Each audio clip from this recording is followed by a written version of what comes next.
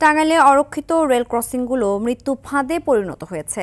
এসব rail ক্রসিংগুলোতে gateman না থাকায় আতঙ্ক নিয়ে চলাচল করতে হচ্ছে এলাকাবাসীকে। চলতি বছরে রেল ক্রসিং পার হতে গিয়ে প্রাণ হারিয়েছেন অন্তত 15 জন।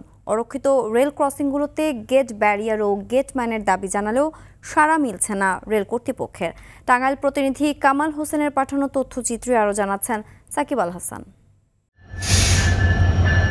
টাঙ্গাইলে যমুনা সেতুর ইব্রাহিমাবাদ রেল স্টেশন থেকে মির্জাপুর পর্যন্ত ৬৫টি রেল ক্রসিংয়ের মধ্যে ৪৯টি অরক্ষিত। এসব রেল ক্রসিং দিয়ে আতঙ্ক নিয়ে প্রতিদিন চলছে যানবাহন। পারাপার হচ্ছে শিক্ষার্থী, নারী, শিশুসহ বিভিন্ন বয়সের মানুষ। অরক্ষিত এসব রেল ক্রসিং পার হতে গিয়ে প্রায়ই ঘটছে ভয়াবহ দুর্ঘটনা। চলতি বছরের জানুয়ারি থেকে জুলাই পর্যন্ত ৭ মাসে মৃত্যু হয়েছে অন্তত ১৫ জনের। ট্রেনের ধাক্কায় দুমড়ে মুচড়ে গেছে অন্তত ১০টি যানবাহন। স্থানীয়রা বিভিন্ন সময় অরক্ষিত রেল ক্রসিংগুলোতে গেট ব্যারিয়ার ও গেটম্যানের দাবি করে আসলেও উদাসীন রেল কর্তৃপক্ষ।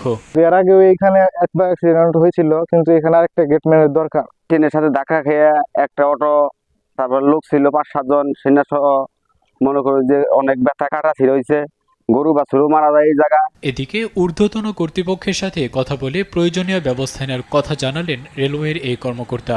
আসলে আমাদের জনবল সংকটের কারণেও আমরা আসলে একটু পিছিয়ে আছি।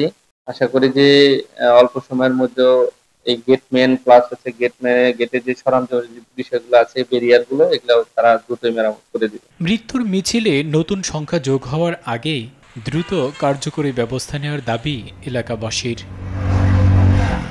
সাকিব আল হাসান, RTV।